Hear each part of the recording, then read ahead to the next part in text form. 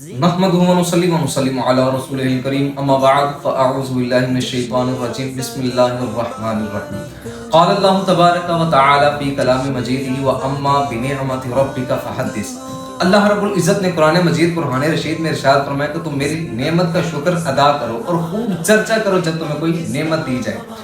ناظرین گرامی قدر، 14 اگست 1947 کو پاکستان معرض وجود میں آیا اور اس کے پیچھے کئی انتھک محنتیں اور پھر کئی لاکھ قربانیاں ہیں، اور پھر یہ ایک نعمت ہے، آزادی ایک بہت بڑی نعمت ہے۔ آج اللہ نے ہمیں نعمت عطا کی، پاکستان جیسی ایک اسلامی ریاست ہمیں عطا کی۔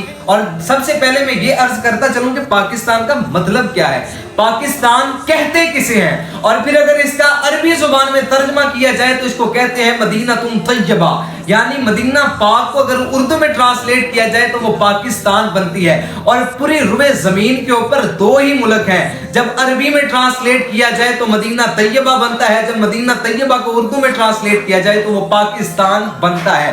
اب پاکستان کی نسبت نبی پاک علیہ السلام کے شہر مدینہ سے بھی ہے، اور پھر اپنے وطن سے محبت، اس کے بارے میں تو بخاری کی شریف میں نبی کریم علیہ السلام نے ارشاد فرمایا حب الوطن من الایمان، وطن سے محبت کرنا ایمان کا حصہ ہے۔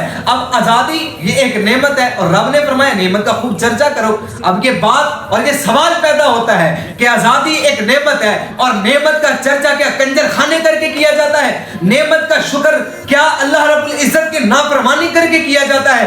نعمت کا شکر اور پاکستان کی یہ آزادی کا جشن کیا باجے بجا کر منایا جاتا ہے؟ کیا ہمیں وہ 30 لاکھ قربانیاں یاد نہیں کہ جو ملک پاکستان ایک آزاد اسلامی ریاست بنانے کے لیے علماء نے بھی اپنی قربانیاں، اپنی جانیں پیش کی، جوان ماؤں بہنوں نے اپنی قربانیاں پیش کی، اور پھر ماؤں نے شیرخوار بچوں کو گلا دبا کر مار دیا، اور پھر بچوں کو برچھوں پر چڑھتے اور پھر موت کے گھاٹ اترتے دیکھا۔ کیا اس طرح یہ پھر جو قربانیاں دی گئی، کیا ان قربانیوں کا جو جشن ہے، کیا بائکوں کے سلنسر اتار کے لوگوں کو پریشان کر کے یہ آزادی منائی جا رہی ہے؟ یہ کیسی آزادی ہے؟ یہ کیسی نعمت کا، یہ کیسا انداز ہے شکرانے کا؟ اور پھر کیا باجے بجا کر یہ کیسا جشن منایا جا رہا ہے؟ کیا یہ لوگوں کا ایسے یہ ادا کیا گیا؟ کیا ہمیں یہ پاکستان کی نعمت ایسے ملی؟ کیا پاکستان پلیٹ میں رکھ کے دیا گیا؟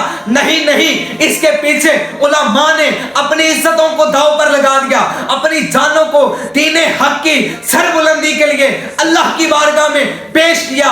کیوں کہ یہ ایک نعمت ہے۔ مثال کے طور پر پاکستان کی مثال ایسی ہے جیسے اللہ رب العزت بھینس کے اندر سے ہمیں دودھ عطا فرما رہا ہے، ایک طرف گوبر ہے، ایک طرف خون ہے، اور ان دو پلیتیوں کے اندر سے اللہ رب العزت ایک پاک اور ایک نور جیسی چیز اور ایک سفید چیز جس کو دودھ کہتے ہیں وہ عطا فرما رہا ہے۔ دیکھا جائے نہ دودھ میں خون کی رنگت آتی ہے، نہ دودھ میں گوبر کا ذائقہ، اور نہ بدبو آتی ہے گوبر کی۔ اور میں قربان جاؤں، یہ پاکستان بھی ایسی ریاست ہے، ایسی سلطنت ہے کہ ایک طرف ناپاک پلید انگریزوں کی حکومت ہے، ایک طرف ناپاک پلید سکھ ہندو ہیں۔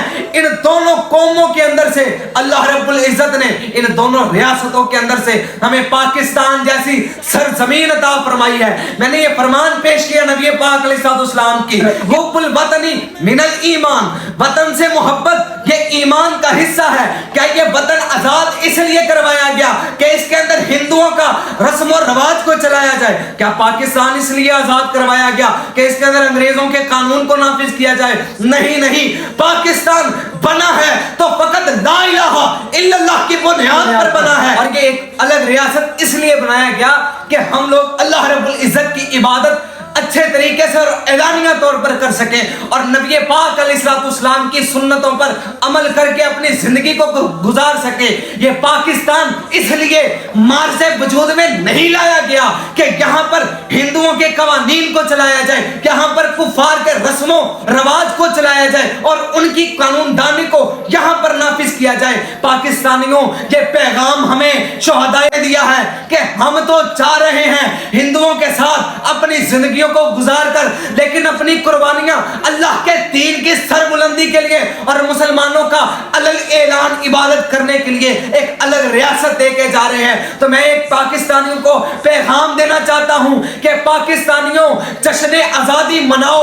یہ رب نے بھی قرآن میں فرمایا ہے کہ میری نعمت کا چرچا کرو, تو یہ نعمت کا چرچا احصال ثواب کر کے کیا جائے. جو جن شہیدوں نے اپنے خون کو پاکستان کے بنانے کے اندر پیش کیا ہے, ان کی ارواح کو احصال ثواب کیا جائے, ان کے نام پر احصال ثواب خوب کیا جائے. آپ ان کے ناموں پر مساجد کو بنوائیں, ان کے ناموں پر صدقہ و خیرات کریں. آپ اس دن کا روزہ رکھ کے رب تبارک و تعالیٰ کا شکر ادا کریں. میں آخر میں ایک شعر پیش کرتا ہوں پاکستان کے حوالے سے, اور حب الوطنی یہ ہے بھی ایمان سے ہے. کیا شعر ہے؟ ہم اپنی شان سے تیرے نام کرتے ہیں پاکستان, ہم اپنی شان سے تیرے نام کرتے ہیں. اے وطن ہم تیری عظمت کو سلام کرتے ہیں, اے وطن ہم تیری عظمت کو سلام کرتے ہیں. اللہ رب العزت کی بارگاہ میں دعا ہے کہ خالق کائنات ہمیں اپنی اور اپنے محبوب علیہ الصلوۃ والسلام کی تعلیمات پر چل کر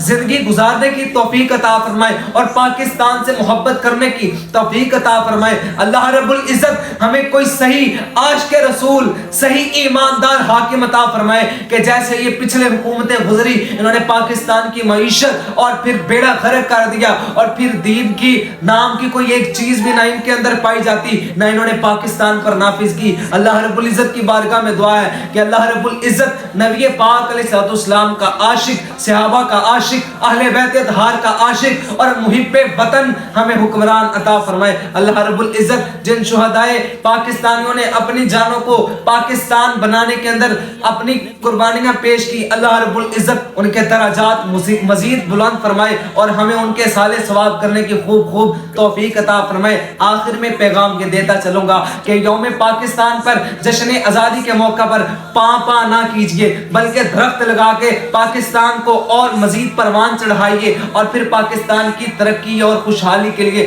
خوب دعائیں کریں. اللہ رب العزت کی بارگاہ میں دعا ہے کہ اللہ پاک پاکستان کو تا قیامت اس کو شاد اور آباد رکھے, اور بری نظر والوں کی گندی اور بری نظر سے اس کو ہمیشہ محفوظ رکھے.